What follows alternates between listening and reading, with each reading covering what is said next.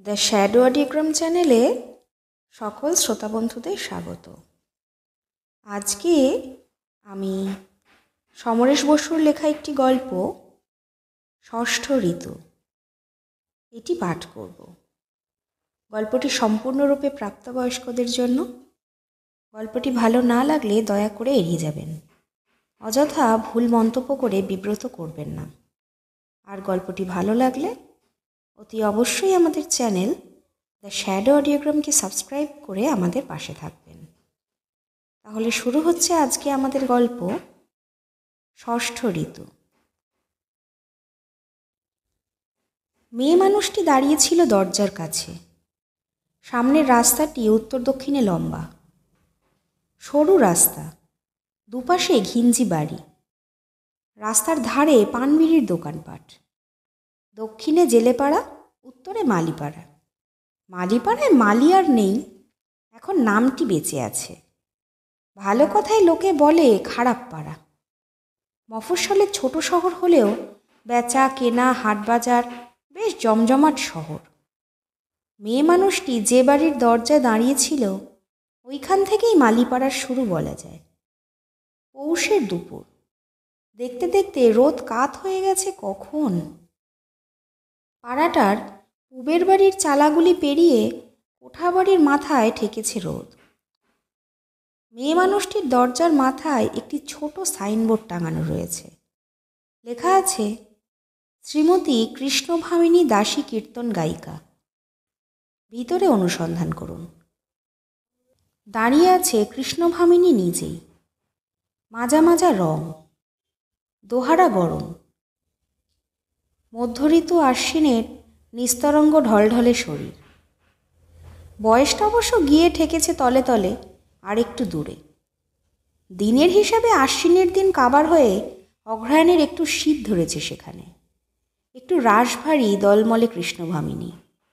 কপালের সামনের পাতা পেরে চুল এগিয়ে দিয়েছে।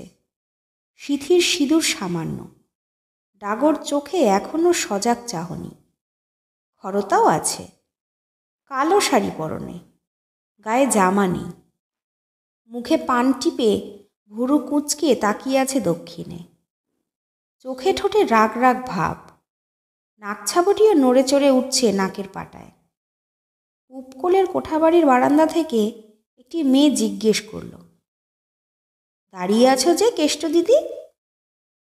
কৃষ্ণভামিনী সেদিকে না তাকিয়ে বলল, দেখছি। কাকে? মরণকে। মেয়েটি হেসে বলল, বুঝেছি, তোমার খোলেঞ্চিকে তো। তাকে তো দেখলাম একটু আগে ভেপো ফুঁকতে ফুঁকতে রিক্সা চালিয়ে একটা লোক নিয়ে গেল পাড়ার মধ্যে। কথা শেষ না হতেই হর্ন বাজিয়ে একটা সাইকেল রিক্সা এসে দাঁড়ালো কৃষ্ণভামিনীর দরজায়। রিক্সায় যাত্রী নেই। রিক্সাওয়ালা নেমে একটু অপ্রতিভ মুখে হাসল কৃষ্ণভামিনীর দিকে চেয়ে। কালো মানুষ, পেটা পেটা শক্ত চেহারা, বাবরি চুলও কালো, গোঁফদাড়ি কামানো মুখ। এইসব মানুষ একটু বয়স চোরা হয়, ধরা যায় না কিছু। কালো মুখে ধুলো লেগে রুক্ষ দেখাচ্ছে। সদ্য রিক্সা চালিয়ে ফুলে উঠেছে হাত পায়ের পেশি। অপ্রতিভ হয়ে হাসলে তাকে বোকা দেখায়। ভুরু বাঁকিয়ে গম্ভীর গলায় জিজ্ঞেস করল কৃষ্ণভামিনী, কটা বেজেছে? সে বলল, একটু দেরি হয়ে গেছে। কৃষ্ণভামিনীর রাগ চড়ল তার কথা শুনে। বলল, রিক্সা চালিয়ে খাবে, ওই চালিয়েই মরবে। ভগবান তোমার হাতে কেন শ্রীখল দিয়েছিল বলতে পারো? অন্য মেয়েটির কথানুযায়ী বোঝা গেল লোকটি কৃষ্ণভামিনীর খোলুঞ্চি, অর্থাৎ খোল বাজিয়ে। নাম গগন। হেসে বলল, ভগবানের বিষয় বলে কথা, কি যে কে হয় কেউ জানে? পয়সার কাজটা আমাকে করতে হবে তো নাকি? কি বলো গো? বলে পুবের বারান্দার মেয়েটির দিকে তাকালো সে। কৃষ্ণভামিনীর কৃষ্ণ চোখের তারা জ্বলে উঠল দপদপ করে। চতুর্থ ঋতু অগ্রহায়ণেও বৈশাখের বিদ্যুৎ বন্যি। তীক্ষ্ণ গলায় বলে উঠল, ও আবার কি বলবে? আমিই বলছি, না পোষায় ছেড়ে দিলেই তো পারো। আমার কি শ্রীখোলা বাজিয়ের অভাব হবে, না তোমায় পয়সা দিতে আমি চাইনি? রাস্তায় দাঁড়িয়ে সাক্ষী মানছ লোককে, ন্যাকামো করে তবে মরতে আসা কেন এখানে? বলতে বলতে ভিতরে ঢুকে গেল কৃষ্ণভামিনী। দাঁড়িয়েছিল রানীর মতো, ফিরে গেল ক্রুদ্ধা রাজেন্দ্রাণীর মতো। দরজাটির পাল্লা নেই, নইলে বন্ধ করে দিয়ে যেত। বিমর্ষ হেসে গগন ফিরে তাকালো পূবের বারান্দার দিকে। সেই মেয়েটি, গগনকে নয়, কৃষ্ণভামিনীকেই ভেঙচে চলে গেল। বাড়ির দরজাটি বড়, সেকেলে বড় লোকের বাড়ি ছিল এটা। বাড়িটা নেই, পাঁচিলের দরজাটার মাথাটা রয়ে গেছে। রিকশাটা উঠোনে ঢুকিয়ে দিল গগন। ভিতরে তখন কৃষ্ণভামিনী হাঁক দিয়েছে, রাধি, ও রাধা, কোথায় গেলি? রাধা ছুটে এলো ঘরে। ডাগর সাগর রাধা, কটা রং, ছোট ছোট চোখে ডাগর চোখের ঢুলুনি, ঠোঁট দুটি বড় লাল, একটু স্থূল। কৃষ্ণভামিনী বলল, নে নে, হারমোনিয়ামটা টেনে নে। রাধা বলল, খুলুঞ্চি খুঁড়ে এলো না মাসি? কৃষ্ণভামিনী দেওয়ালের পেরেক থেকে খঞ্জনি জোড়া পেরে ধমকে উঠল, তুই বস দেখিনি? শ্রীখোল ছাড়াই হবে। পৌষ মাসের আর কটা দিন মাত্র বাকি। নবদ্বীপ থেকে বাবাজির চিঠি এসে পড়েছে, 2রা মাঘ বেরোতেই হবে, আমার কাজ আছে। রাধা চোরা চোখে মাসির মুখ দেখে আর কথা বাড়ালো না। ওই মুখের কাছে মুখ বাড়ানো যায় না। প্রতি বছর মাঘ মাসে কৃষ্ণভামিনী নবদ্বীপে যায়। মাঘ মাসে ভোর ভোর সকালে নবদ্বীপে আখড়ায় আখড়ায় মন্দিরে মন্দিরে কীর্তনের আসর বসে। নবদ্বীপের চেহারাই বদলে যায়। স্বয়ং বিষ্ণু অবতরণ করেন। লোকে মাঘে যায় প্রয়াগে, বৃন্দাবনে, মথুরায়, ত্রিবেণীতে কল্পবাস করে। আর নবদ্বীপে আসেন নামকরা মহাজনেরা, মহাশয় আর বৈষ্ণবেরা। ত্রৈলোক্য আচার্য, কৃষ্ণনাথ ভট্টাচার্য, মোহিনীমোহন মল্লিক, এইসব বড় বড় লেখাপড়া জানা বৈষ্ণব গায়করা আসেন, পদ রচনা করেন, পুঁথি নিয়ে বসেন। বড় বড় আসর হয়, এক এক দিন এক এক আখড়ায়। সে এক দারুণ ব্যাপার। সেই আসরে স্কুল কলেজের ছাত্র মাস্টারমশাইরাও ভিড় করেন এসে। নবদ্বীপের ওইসব আসরে কৃষ্ণভামিনীর বড় আদর। মহাশয়েরা স্নেহ করেন মেয়ের মতো। বাবাজিরা তাকিয়ে থাকেন সতৃষ্ণ নয়নে। ভক্ত অভক্ত জনতার রক্তেও আখড়ার দোলা লাগে। পানটি নেশার জিনিস। নবদ্বীপেও ভোরবেলা স্নান করে পানটি মুখে দেয় কৃষ্ণভামিনী। ঠোঁট রক্ত রেখায় বেঁকে ওঠে। ধোয়া নীলাম্বরী পরে আঙুল তুলে গান করে। নবদ্বীপে না গিয়ে পারে না কৃষ্ণভামিনী। আজকাল শহরে বাজারে আর তাদের বড় ডাক পড়ে না। বায়োস্কোপ, থিয়েটার, রেডিও রেকর্ডে অনেক কীর্তন শোনে লোক। কত শত মিঠে গলায় বাহারে পদের গান। তাছাড়া দিন বদলে গেছে। কৃষ্ণভামিনীর দেহ ও বয়সের ধারায় যুগটা পাশ কাটিয়ে গেছে অন্যদিকে। পাড়াতে তাদের ডাকতেও নাকি অসম্মান। সাইনবোর্ডটা ঝুলানো আছে 1 যুগ ধরে। ওইটি দেখে কোনোদিনও কেউ ডাকতে আসেনি তাকে। সাইনবোর্ডটির বয়স বেড়ে গিয়ে টিন বেরিয়ে পড়েছে, তাই নবদ্বীপ যেতে হয়। সেইখানে কিছু বায়না পাওয়া যায়। এখনও দূর দূর জেলা থেকে ডাক আসে। বর্ধমান, বাঁকুড়া, আরও তলায় মেদিনীপুর, উঁচুতে মানভূম। প্রবাসী বাঙালিরা ডাকেন কখনো সখনো। কীর্তনের খোঁজে সবাই নবদ্বীপে আসেন এখনও। কৃষ্ণভামিনী কাছে না থাকলেও বাবাজিরা ঠিকানা দিয়ে পাঠিয়ে দেয় এখানে। না গিয়ে উপায় কি? বছর 2 আগে রাধা মাধব আখড়ায় রাখরি বাবাজি একদিন গানের শেষে এসে বলেছিল, কেষ্ট, আচার্য মশাই বলছিলেন এবার তোমার আখড়াটা একটু দেখতে হয়। ধক করে উঠেছিল কৃষ্ণভামিনীর মুখ। কেন বাবাজি, গান জমেনি? বাবাজি বলেছিলেন, রাধে মাধব, এমনটি আর কার জমে গো? আচার্য বলছিলেন কেষ্টর বয়স হলো, আখেরের কিছু না করলে শেষ বয়সটা। একটু থেমেই আবার বলেছিল, তোমার কথা সবাই ভাবেন, তাই বলছিলাম, সব গুটিয়ে শুটিয়ে একেবারে নবদ্বীপেই চলে এসো। শেষ বয়সটা রাধা মাধবের সেবা করো। ধকধকানিটা থেমেছিল। যন্ত্রণাটা বুকের কমেনি কৃষ্ণভামিনীর। শেষ বয়স, যে কথাটি অনেকবার তার রক্তস্রোত বলে গেছে কানে কানে, আজ সকলে মিলে বলছে সেই কথা। সময় হয়ে এসেছে, বেলা যায় যায়। কৃষ্ণভামিনী বুঝেছিল শুধু তার রূপ নয়, আরও কিছু আছে। বিলাপের 2 জায়গায় স্বর ছিঁড়ে গিয়েছিল। বুকে ভরে দম নিয়ে গলার শির ফুলিয়েও শেষরক্ষে হয়নি। বাবাজি আরও বলছিল, গলার আর দোষ কি বলো? যেখানে আছো সেখানে থাকলে অনাচার তো একটু হবেই। অনাচার অর্থে নেশা, ভাঙ আর শরীর পীড়নের ইঙ্গিত করেছিল বাবাজি। একেবারে মিছে বলেননি, কিন্তু নবদ্বীপে এসে থাকলে কি সব কিছুর কমতি হবে? একে তো সে আশ্রয় হবে পরের আশ্রয়ে। কৃষ্ণভামিনীর তাতে বড় ঘৃণা। আর রাখহরি বাবাজি যখন ভালোবাসবে তখন?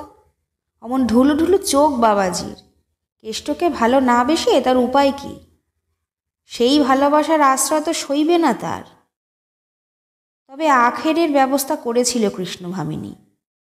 মালিপাড়ার মেয়ে সে, নিজের জীবন তাকে শিখিয়েছে অনেক কিছু। রাধাকে পেয়েছিল সে 8 বছর বয়স থেকে, আরও 12-13 বছর খাইয়ে পড়িয়ে বড় করেছে। গান গেয়ে দেহ পন্ন করে কীর্তনে দীক্ষাও দিয়েছে অনেক দিন। মালিপাড়ার কারবার ছেড়ে দেয়নি পুরোপুরি। মেয়েটার রং ঢং আছে, গলাটি একটু খড়ো, তবে মন্দ নয়, কিন্তু বড় মাথা মোটা। দিন রাতই সেজেগুজে আছে। সন্ধে হলেই উকিঝুঁকি মারবে এদিক ওদিক। মালিপাড়ার মন্ত্র পড়ছে তো কানে দিবানিশি, এখন রক্তে বড় জ্বালা।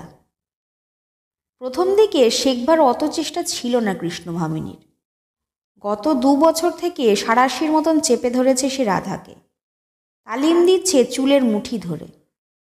গত বছর নবদ্বীপের বায়নার জায়গায় জায়গায় নিয়ে গেছিল তাকে। আখেরের ব্যবস্থা করেছে সে, কাউকে বলে দিতে হয়নি। তার গান, গায়িকা কৃষ্ণভামিনী, তারও যে আখের আছে সে কথা ভেবে কেন মন পড়ে। খঞ্জনিতে 2 বার ঝুনঝুন করে কৃষ্ণভামিনী বলল, নে মানের গানটা ধর। রাধা উসখুস করছে। এই বাড়িতে আরও 3 ঘর মেয়ে আছে। এই সময়ে তাদের কাছে বসে রাধা তাদের বাসরলীলার কাহিনী শোনে। বলল, কোনটা? কালকে যেটা হয়েছে। ভয়ে ভয়ে বলল, আমার মনে পড়ছে না মাসি। কৃষ্ণভামিনী রাগে জ্বলে উঠল। বলল, তা তো তোর মনে পড়বে না? চিরকাল বাজারি কাজ করাই তোর কপালে লেখা আছে, তার খণ্ডাবে কে? তারপর এক মুহূর্ত চুপ করে থেকে গুনগুন করে উঠল সে। রাধা গান ধরতে না ধরতেই গগন এসে ঢুকল। কৃষ্ণভামিনী চেয়েও দেখল না। রাধার ভুরু দুটি নেচে উঠল শুধু। এই আসরে এসে নিতান্তই বেমানান। ময়লা হাফ শার্ট গায়ে, তালিমারা ফাটা ফুল প্যান্ট পরা রিক্সাওয়ালার সঙ্গে কোনো মিল নেই এই ঘরের। এই ঘরে সাজানো গোছানো অল্প স্বল্প জিনিস, পরিষ্কার যুগল সজ্জা, সব কিছুই বিপরীত। দেওয়াল থেকে খোলটি পেরে কপাল ঠেকিয়ে একটু দূরেই বসল সে। কৃষ্ণভামিনীর চোখের পাতা নড়ল না, কিন্তু খঞ্জনির রিনিঠিনি খোলের বলে একাত্ম হয়ে গেল। রাধারও গলা ছাড়ল। গগন লোকটি এই তল্লাটের নয়। বছর 10 আগে বর্ধমানের এক গ্রাম থেকে চলে এসেছে কৃষ্ণভামিনীর পিছনে পিছনে। কৃষ্ণভামিনী গাইতে গেছিল সেখানে। লোকটির পিছু নেওয়া নজরে ছিল সে। দেখেই বুঝেছিল অন্তঃশ্বাসশূন্য গেও বাউন্ডুলে, ঘর বউ কিছুই জোটেনি কপালে। ক্ষমতা থাকলে একটু আশকারা দিতে হয়তো কৃষ্ণভামিনী। মাংনা পিড়িতে মন তো দূরের কথা, শখও ছিল না একটু। লোকটি কয়েকদিন এদিক সেদিক করে হঠাৎ এসে বলেছিল, তোমার সঙ্গে একটু খোল বাজাবো ভাই? আজকে যেন সে অপরাধীর মতো হেসে হেসে দাঁড়ালো। সেদিনও তেমনি করেই এসে দাঁড়িয়েছিল। তখন কৃষ্ণভামিনীর শ্রাবণের খরস্রোত দেহে আশ্বিনের ঢল বয়সের হিসেবে চোখের পাতার নিঃশব্দ ঝাপটাতেই তাড়িয়ে দিতে চেয়েছিল, পারেনি। ওদিকে আবার গগনের একটু চ্যাটাং চ্যাটাং কথা ছিল। বলেছিল, আমার রং কালো, ট্যাঁকও কালো, একটু বাজাতে চাই খালি। বাজিয়ে নিয়েছিল কৃষ্ণভামিনী। তেওড়া ঢঙের দুটুকি বাজাতে বাজাতে গোলাপির নেশার মতো ঢুলছিল গগন, আর চোখ দিয়ে যেন চেটে নিচ্ছিল কৃষ্ণভামিনীকে। দেখে শুনে ভামিনী রং ফিরিয়ে গান গেয়ে উঠেছিল। গগন দমেনি। এক মুহূর্ত থেমে তাল চড়িয়ে দিয়েছিল আর খ্যামটার। এমন বাজিয়েছিল পথ দেখানো যায়নি একেবারেই গগনকে। তারপর বছর চলে গেছে।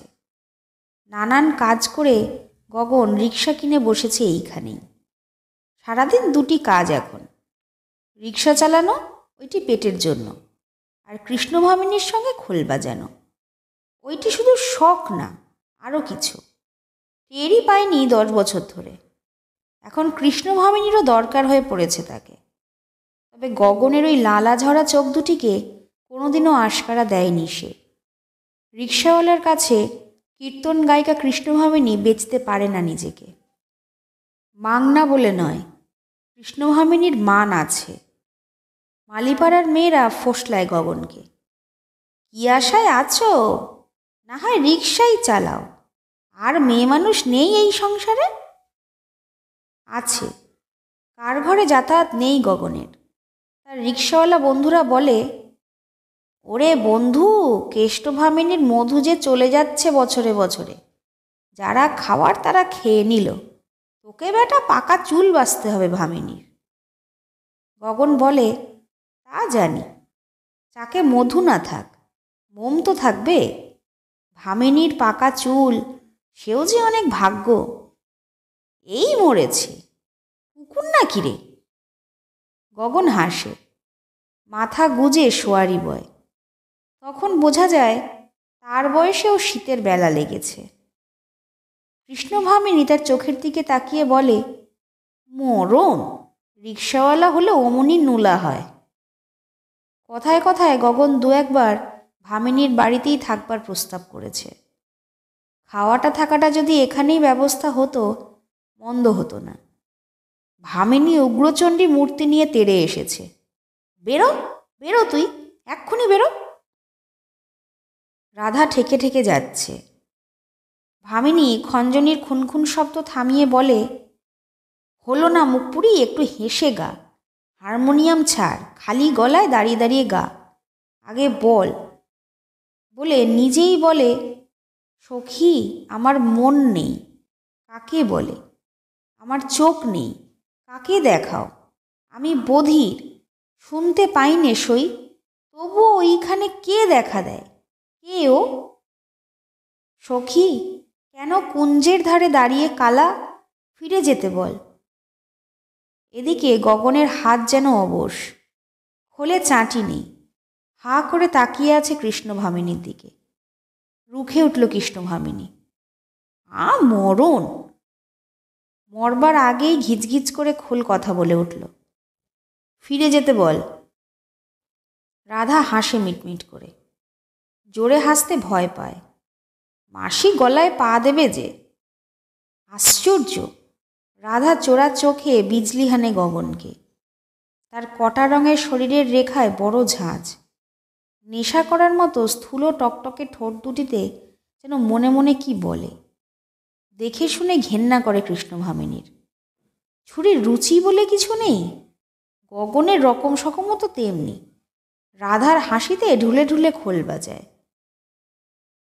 বেলা গেল, পৌষের বেলা। এলো কখন গেল কখন কে জানে। এর মধ্যেই ঘরের মধ্যে মশার সানাই বাজছে। স্থির হয়ে বসতে দেয় না একদণ্ড। ঘরে ঘরে ধোয়া মোছা সাজাগোজা চলছে। বাতি জ্বলছে বড় বাসরে। গান শেখানো শেষ হলো। গগন উঠতে যাবে, কৃষ্ণভামিনী বলল, রাধি, রিক্সাওয়ালাকে জিজ্ঞেস কর ওর খোল বাজাবার কত চাই। গগন বলল, খুব রেগে গেছো বাপু। 10 বছর যখন দাওনি, থাক, সবটা একসঙ্গেই না হয় দিও। কৃষ্ণভামিনী বলল, বাকি বকে আমি ভালোবাসি নে। টান মেরে আঁচল নামিয়ে চাবির গোছ খুলতে খুলতে বলল, আর রাস্তার মানুষের সামনে ছোট লোকের মুখে ছোট কথাও শুনতে চাইনি। কালো মুখে হলদে চোখে গগনকে বোবা অসহায় জানোয়ারের মতো মনে হয়। এক মুহূর্ত নির্বাক থেকে বলল, আচ্ছা বাপু, আর কোনোদিনও কিছু বলবো না, এবার থেকে সময় মতোই আসব। বলে না দাঁড়িয়ে বেরিয়ে গেল। রিকশা বার করতে যাবে, দরজার পাশ থেকে রাধা বলল, চললে খলুঞ্চি খুঁড়ো? গগন বলল, হ্যালো, তোর মাসির যা রাগ। রাধা বলল ঠোঁট ফুলিয়ে, তা বলে আমি তো আর রাগ করিনি। গগন হেসে বলল, করবি কেন, তুই তো আর কেষ্টভামিনী নোস। তা হ্যাঁ রে, রাতে কেউ আসবে নাকি তোর মাসির গান শুনতে? হ্যাঁ, আজ ওপারের মধু ভট্টাচার্য আসবে রাত 10টায়। থাকবে বুঝি রাতে? কি জানি, তুমি আসবে? সে কথার কোনো জবাব না দিয়ে রিকশা নিয়ে বেরিয়ে গেল গগন। রাস্তার উপর থেকে কে একজন শীষ দিয়ে উঠল রাধার দিকে চেয়ে। রাধা হাসল। মালিপাড়া জমে উঠেছে শীতের সন্ধ্যায়। জুড়িয়ে এলো রাত 10টাতেই।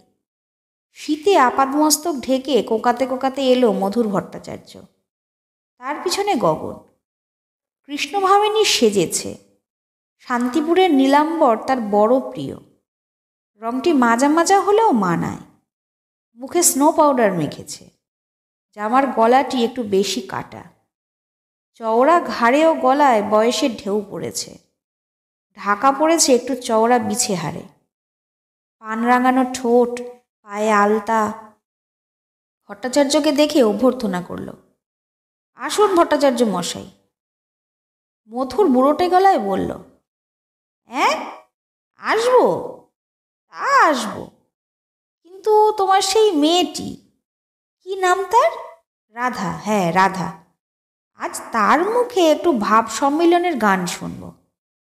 তোমার গান তো অনেক শুনেছি কেষ্টভামিনী। চকিত ছায়ায় এক মুহূর্তের জন্য কৃষ্ণভামিনীর মুখ অন্ধকার হয়ে গেল। অনেক শোনা হয়েছে, অনেক গান শুনবে লোকে, কিন্তু কৃষ্ণভামিনীর দিন বুঝি আর নেই। ভাব সম্মিলনের মিলনে কোলাকুলির রস বুঝি আর উপচে পড়বে না তার গানে। পরমুহূর্তে হাসল, পঞ্চম ঋতুর শীতার্ত শুষ্ক হাসি যেন। ভালো, ভালোই তো, সে আসল, রাধা তার সুদ, তারই গান শুনুক লোকে। বলল, বেশ তো, শুনবেন, বসেন। মথুর বসল। ভূতের মতো বেমানান। তালিমারা প্যান্টটা পরে হাঁ করে বোকা চোখে গগন তাকিয়েছিল ভামিনীর দিকে। চোখে চোখ পড়তেই চমকে খোল নামালো সে। রাধা তখন অন্য ঘরে। ভামিনী বলল, বসুন, ডেকে নিয়ে আসি। রাধাকে নিয়ে তখন অন্য ঘরে টানাটানি। ছাড়িয়ে নিয়ে এলো ভামিনী। মথুর বলল, এসো এসো। পৌষ সংক্রান্তি গেল। উত্তরায়ণে বাঁক নিল সূর্য। সোনার মতন রোদে ছায়া বেঁকে গেল একটু দক্ষিণে। দিনের ঘোমটা খুলতে লাগলো একটু একটু করে।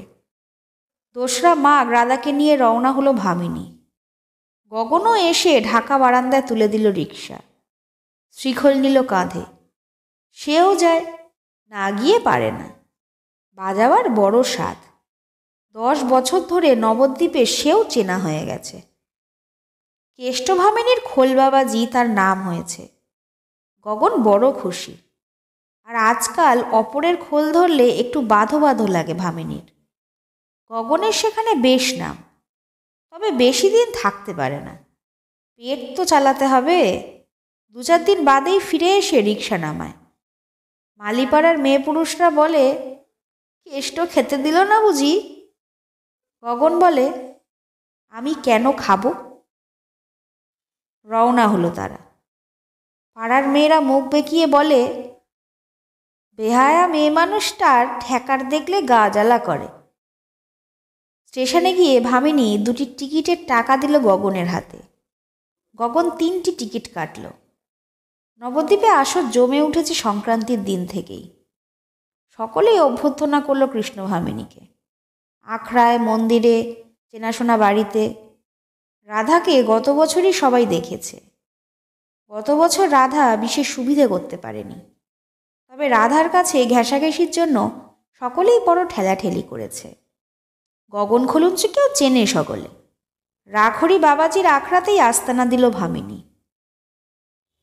মহাজন মহাশয়রা এসে ঠাঁই নিয়েছেন এক এক জায়গায়।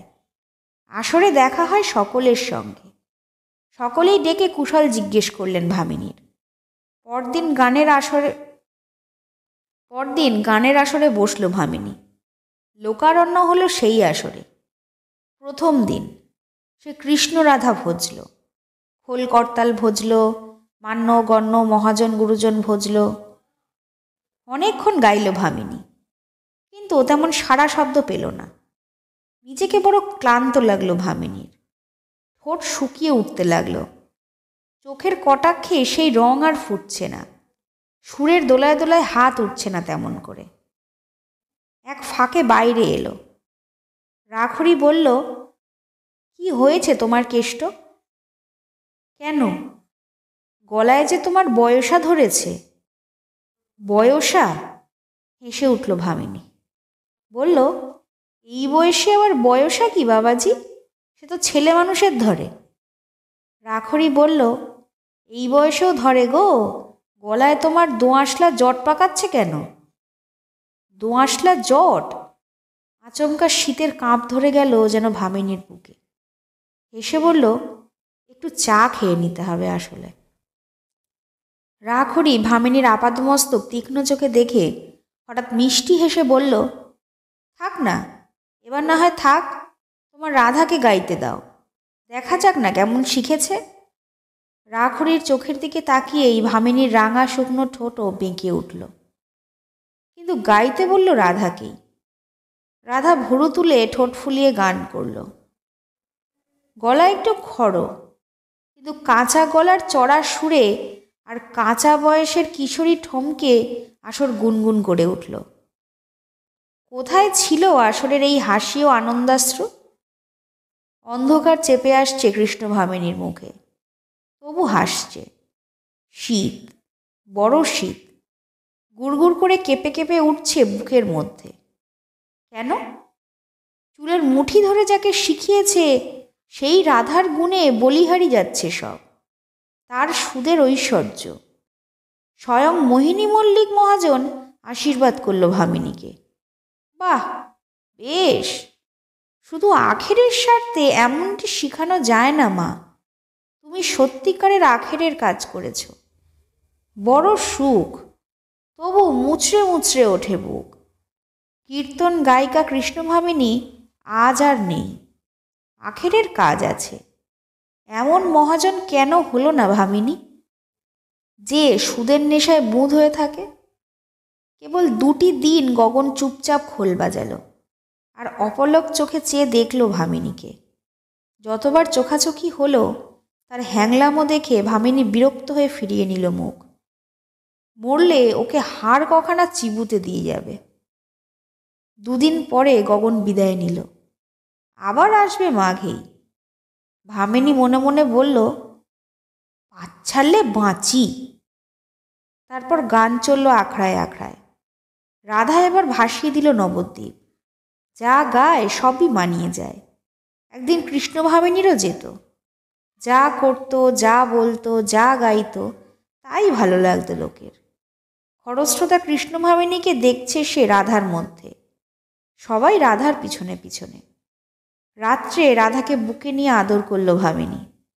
বলল, রাধি, আমার মান রেখেছিস তুই, মান রাখলি। বলতে বলতে চোখ ফেটে জল এলো। রাধা অবাক হলো, একটু বিরক্ত।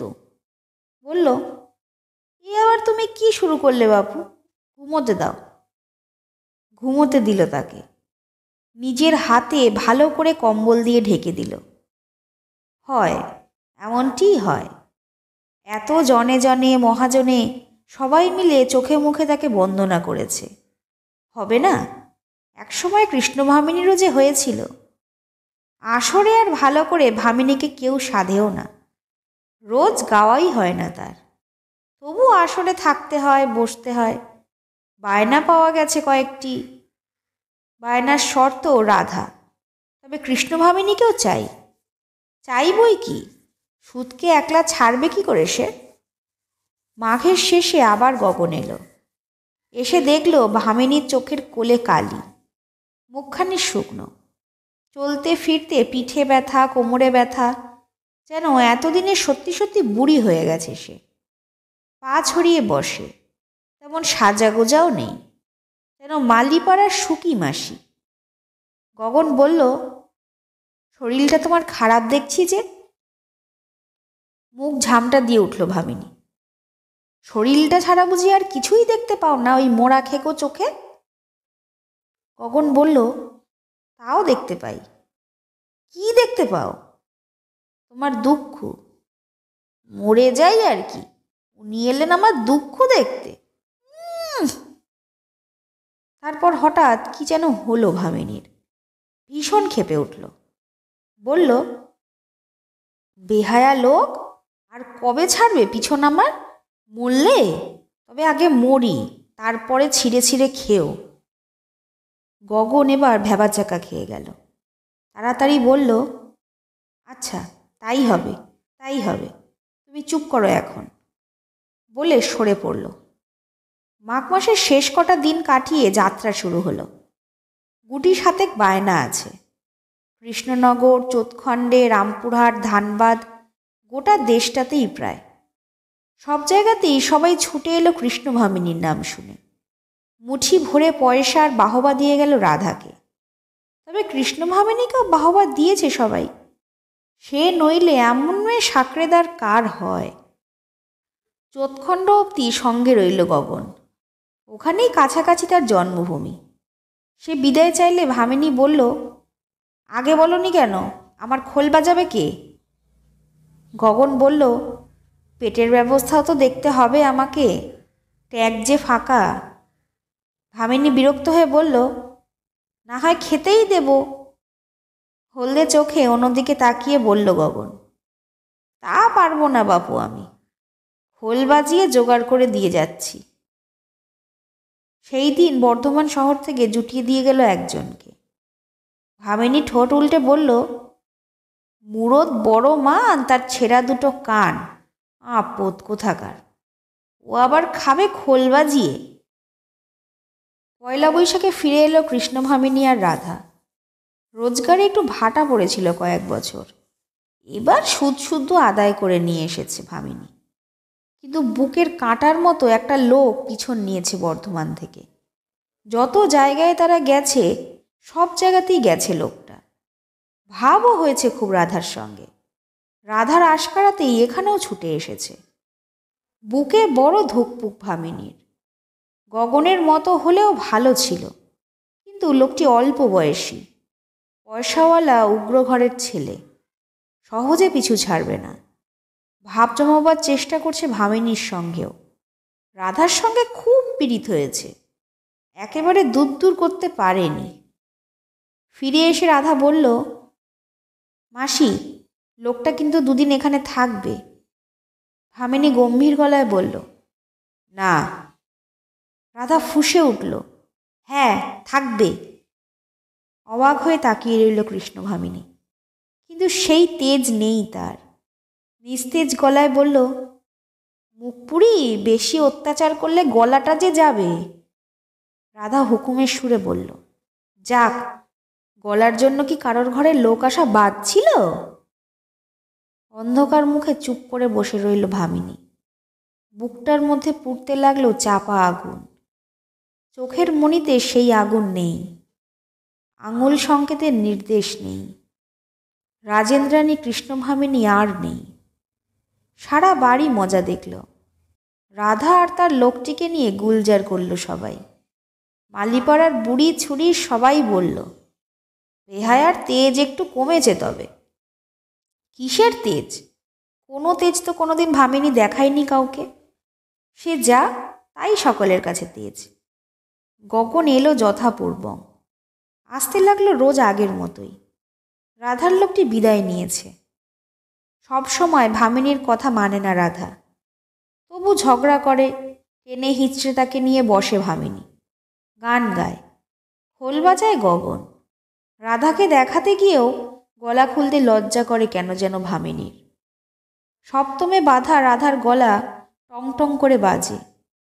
ভামিনীর গলা বেসুরো ড্যাব ড্যাপে শোনায় সেখানে। অপ্রতিভ হয়ে খাকারি দেয়, আবার তোলে গলা, বলে, নে বল। রাধা বলে, থাক বাপু, তুমি বরং একটু শুয়ে থাকো গে, বলে উঠে যায়। কথা সরে না ভামিনীর মুখে, শুধু বসে থাকে চুপ করে। হঠাৎ একসময় খেয়াল হয়, মুখোমুখি খোল করে বসে আছে গগন। ভুরু কুচকে বলে, বসে আছো যে? গগন অপ্রতিভ একটু হেসে বলে, যদি একটু গাও তাহলে বাজিয়ে যাই। কে, আমি? রস যে প্রাণে ধরে না দেখছি, গাইব এবার ঘাটে গিয়ে। পালাও পালাও। আরও একটি বছর গেল এমনিভাবেই। রাধার সেই পীড়িতের ছেলেটি এসেছে মাসে একবার করে। এবছরও ঘুরেছে সঙ্গে সঙ্গে, সঙ্গে মালিপাড়ায়ও এসেছে। এবার ফিরে এসে রাধা দুদিন বাদেই বলল, মাসি, আমি চলে যাব। ধক করে উঠল কৃষ্ণ ভামিনীর বুকের মধ্যে।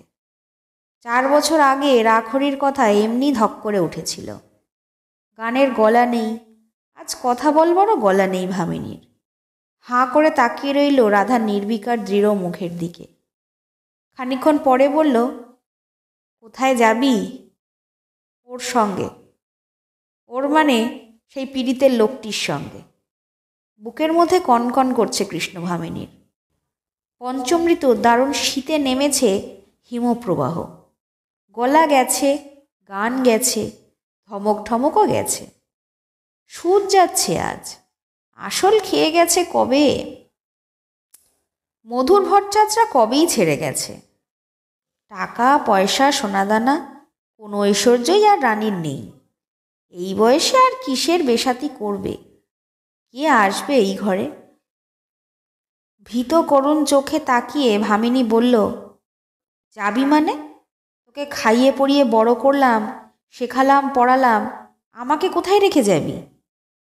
রাধা বলল কটকট করে, খাইয়েছ পড়িয়েছ বলে আইন নেই যে তুমি আমাকে চিরদিন ধরে রাখবে। মন চাইছে যাকে তার সঙ্গেই চলে যাব। মন চেয়েছে? এ বুঝি ভালোবাসা? থিয়েটার বায়োস্কোপে এমন পীড়িতি আজকাল নাকি বড় ছড়াছড়ি। কিন্তু 2 দিনে যে তেজ ভেঙে যাবে তোর। ঘরের বউ না, বাজারি মেয়ে মানুষ। তোকেও যে একদিন এমনি করেই এক রাধাকে খাওয়াতে পড়াতে হবে রে মা। গম্ভীর গলায় বলল ভামিনী, যা। এমন আচমকা নির্বিকারভাবে বলল ভামিনী যে রাধা এক মুহূর্ত থমকে রইল। কুকড়ে উঠল ঠোঁট দুটি।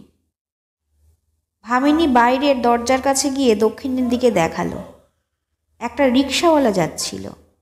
তাকে বলে দিল, তোমাদের গগন রিকশাওয়ালাকে একটু দেখে দিও তো। ওদিকে যাবার তাড়া লেগেছে তার। আর 3 ঘরের মেয়েরা সবাই হেসে কুটোপাটি হচ্ছে।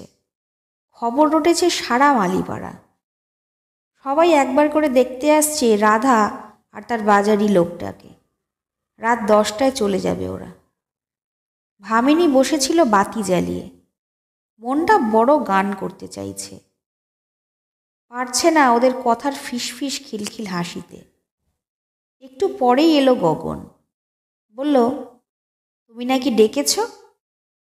ভামিনী বলল, হ্যাঁ, বলছিলাম আমার একটা লোক দরকার, রোজগেরে লোক, আমাকে রাখতে পারে এই রকম। কয়েক মুহূর্ত হাঁ করে চেয়ে রইল গগন। বৈশাখ মাস, সারা গায়ে ধুলোবালি গগনের, কালো মুখে ঘাম। তারপরে হঠাৎ অপ্রস্তুত হয়ে হাসল গগন। অন্যদিকে চেয়ে বলল, তা আমাকে যদি বলো, এখনও তো রিক্সাটা চালাই, রোজগারও হয়, আমি তোমার কাছে থাকতে পারি। ভামিনী বলল, তোমার যদি মন চায়, থাকা তো নয়, আমাকে রাখাও বটে। গগন বলল, তা তো বটেই, তবে আজকের রাত থেকেই থাকি। কৃষ্ণভামিনীর চোখে যন্ত্রণা ও ঘৃণা। বলল, এসো। খাওয়াটাও আজ থেকে তাহলে এখানেই হবে? তাই হবে। গগন বেরিয়ে গেল। ঘণ্টাখানেক পরে ফিরে এলো। একটু খাটো হলেও কোঁচা দিয়ে আজ ধুতি পরে এসেছে গগন। গায়ে খাড়ে কাঁচা জামা, গলায় একখানি সুতির চাদর, পায়ে অবশ্য টায়ার কাটা স্যান্ডেলটিই আছে। এই বেশে তাকে রিক্সা চালিয়ে আসতে দেখে সবাই হইচই করে উঠল। ভামিনীর বাড়ির মেয়েরাও হেসে কুটোপাটি। ও মা, এ কি খুলুঞ্চিকুড়ো! ওদিকে যাওয়ার সময় হলো। বিদায় নিল রাধা। গগন আর ভামিনীর কাছ থেকেই সে বিদায় নিল। ভামিনী নীরব। গগন বলল, সুখে থাকিস, বুঝে চলিস। চলে গেল ওরা। তারপর সবাই উকিঝুঁকি দিতে লাগলো ভামিনীর ঘরে। ভামিনী রান্না শেষ করল। চোখ না তুলেই মাটির দিকে চেয়ে আসন পেতে খেতে দিল গগনকে। খাওয়া হলে গা ধুয়ে ধোয়া কাপড় পরে গগনের সামনে এসে দাঁড়ালো। হাসবার চেষ্টা করছে, পারছে না। বুকটা বড় ধড়ফড় করছে। ঠাটবাট করতে হবে, কিন্তু রক্তে সেই দোলা নেই। বয়সের ভারে অচল। তবুও হেসে তাকালো। চোখের চারপাশে কোঁচ পড়েছে। সেই চোখে অসহায় ইঙ্গিত। গগন হেসে মাথা নামালো। দরজা বন্ধ করল ভামিনী। জানলা বন্ধ করল। বাতিটা কমালো, কিন্তু জ্বলতেই লাগলো। সামান্য অস্পষ্টতা। তারপর কাছে এসে হাত ধরল গগনের। গগন চমকে উঠল। কই, হারমোনিয়াম পারলে না? ঈষৎ বিরক্ত হয়ে ভামিনী বলল, কেন? ওমা, গাইবে না? কৃষ্ণভামিনী বলল, শোবে না? তেমনি অপ্রস্তুতভাবে হাসতে গিয়ে আজ প্রথম গগনের মুখটা বিকৃত হয়ে গেল। বলল, কেষ্টভামিনী, ওইটির জন্য তোমার কাছে আসিনি। তুমি যা দেবে সব নেব, কিন্তু তুমি তো কেষ্টভামিনী। বলে কয়েক মুহূর্ত চুপ করে থেকে ঢোক গিলে বলল, তোমার কাছ থেকে বাজাবো, তাই চেয়েছি এতকাল ধরে। বিস্মিত সংশয়ে ফিরে তাকালো কৃষ্ণভামিনী। পর মুহূর্তেই চোখে জল এসে পড়ল তার। রুদ্ধ গলায় বলল, কেন? গগন বলল, বাবা রে, সব ভুলে গেলাম। কীর্তন গায়িকাকে কেষ্টভামিনীর গান শুনে সেই কি ভুলতে পারি? আজ যদি ডাকলে একটু বাজাতে বলো আমাকে। কে বলবে, কে কথা বলবে? হৃদয়ের সব গান আজ এক গানের রসে যে গলা বুঝিয়ে দিয়েছে। হারমোনিয়াম পেড়ে দিল গগন। শ্রীখলটিতে কপাল ঠেকিয়ে কোলে নিয়ে বসল। বলল, গাও। হারমোনিয়ামের সুর উঠল। কৃষ্ণভামিনী সুর দিল। সুর উঠল, স্বর উঠল। সেই স্বরে পঞ্চম ঋতু পেরিয়ে ষষ্ঠ ঋতুর বাতাস লাগল। সারা মালিপাড়াটা প্রেতনির মতো ফিসফিস করে হাসতে লাগল। কেষ্টভামিনী আবার গাইছে গো।